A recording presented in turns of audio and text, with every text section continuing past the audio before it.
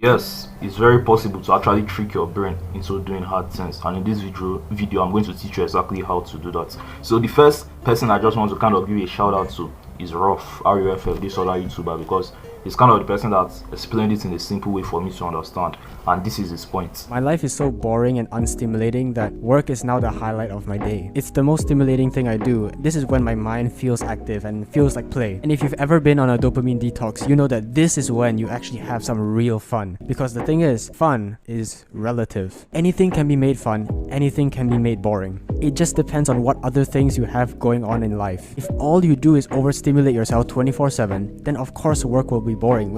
If you've played video games for like 10 hours, you're not gonna want to do your homework afterwards. But if you sat there and did nothing for 10 hours, if you just meditated for 10 hours, I don't think you can even do that, but if you did that, afterwards you'll be dying like, yes, please give me something to do. Homework, fine. You actually want to do the hard things now because it's better than boredom. His own theory is like, to make your brain love doing hard things, you should just design your life in a way that the hard things actually become fun. So like cut out all form of dopamine and stimulation and bullshit. So no social media, no video games, no porn. When you cut out all those stuff, like your brain can't help but actually enjoy the hard work. There was this example you used, like imagine you were locked in a room and you had a phone or a book. Like you were given either a phone or a book. You're almost 100 times going to always choose the phone over the book.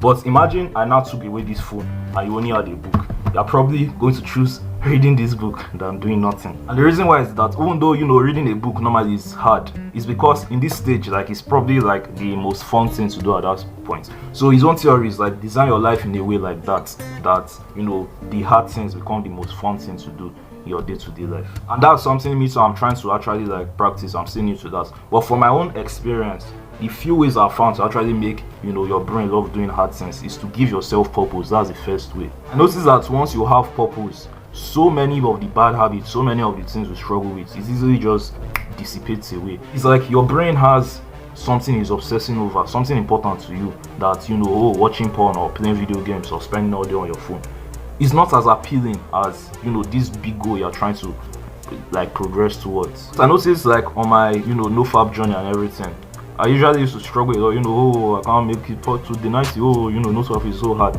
But I noticed that the times that I relapsed the least rather, is when I actually had something big I was working towards, something big that I thought like, wow, if I can actually achieve this thing, like this would be really dope, this would be crazy.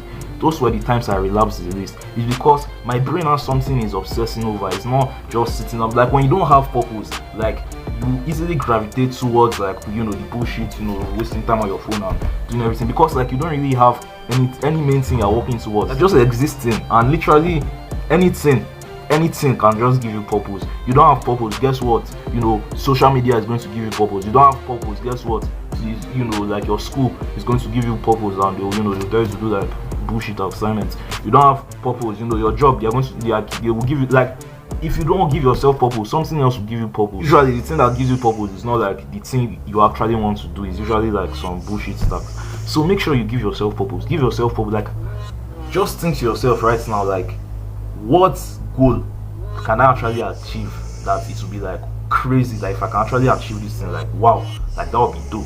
And actually like start to work towards that thing. Like make the thing so important to you that like literally almost every day your brain is just obsessed over it. If you have purpose like that, the hard work required to like make that purpose or those dreams come true usually becomes a lot easier compared to like if you're just you don't really have any big thing you're looking towards. The second way I noticed to like trick your brain to doing hard things is to just pump yourself with testosterone and energy, because testosterone gives you energy. And pardon the way I pronounce it, testosterone. That word is just very confusing. I just noticed that if you are living like an idiot, basically, not necessarily like an idiot, but if you are just living a poorly optimized life, you are always going to be tired. And when you are pretty much always tired in this like low, foggy, grumpy state, as if you just always rolled out of bed, like doing hard work is always going to feel very hard. And by the way, all this is not like to say the hard work will never feel hard. Of course it will still feel hard, but doing hard things always feel significantly easier when you are filled with energy. Like imagine you literally had like a good night's rest and you are filled up with testosterone in your body. Like you say, testosterone makes effort feels good.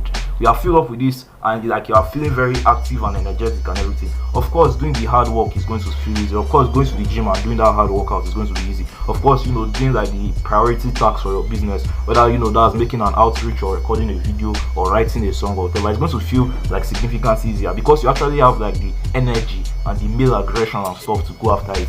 But if you don't have, you know, that testosterone, or you don't have energy, you know, you're always tired because you don't sleep properly, and you don't have testosterone because, you know, you still don't sleep properly, or you fart very consistently, or you just like eat trash food or whatever, like doing hard things feels 10 times harder. If your body is not like optimized, you know, let's say the difficulty level for the hard things could feel like 100. If your body is optimized and, you know, you have a lot of testosterone and, you know, energy and, you know, mental clarity and stuff, the difficulty level from that 100 could literally reduce to like 50 or 40. Like, of course it's still going to be hard, but it's going to be like significantly easier compared to, you know, when you're always feeling tired. And the last way I found to make, you know, hard work easy is to have an accountability partner. Like, I don't know why we usually have this mindset, and I'm very guilty of this, that, you know, lone wolf, you know, I can do it myself and everything.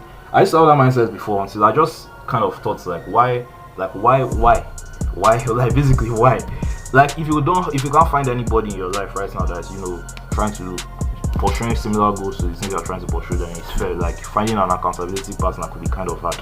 But if you can find somebody, if you can find friends, or, you know, a body, even if it's online self, that is like actually willing to keep you accountable and stuff, it makes the work significantly easier. It makes the work 10 times easier, because there are many cases that I will not want to do something, and just because a friend is around and the friend is doing it, or the friend is like, you know, get your house up and let's go do this thing, or let's go, you know, clean this or do something like that. That's what I'm doing. If it's just me myself, like, the chances of me doing it is significantly lower. So get an accountability partner if you can. You know, if you can find somebody in real life, maybe like a friend or a brother or family member or something, like somebody that is actually has the similar goals to you, and you guys willing to keep you accountable, you are willing to keep you accountable and everything, go ahead, cherish that friend or that family member or whatever. But if you can't find somebody in real life, you know, like, go online. There are like Discord, there are YouTube videos like this, there are like many places you can kind of find people to hold you accountable and stuff. Having an accountability partner, literally having somebody else by your side, like, it makes the work significantly easier.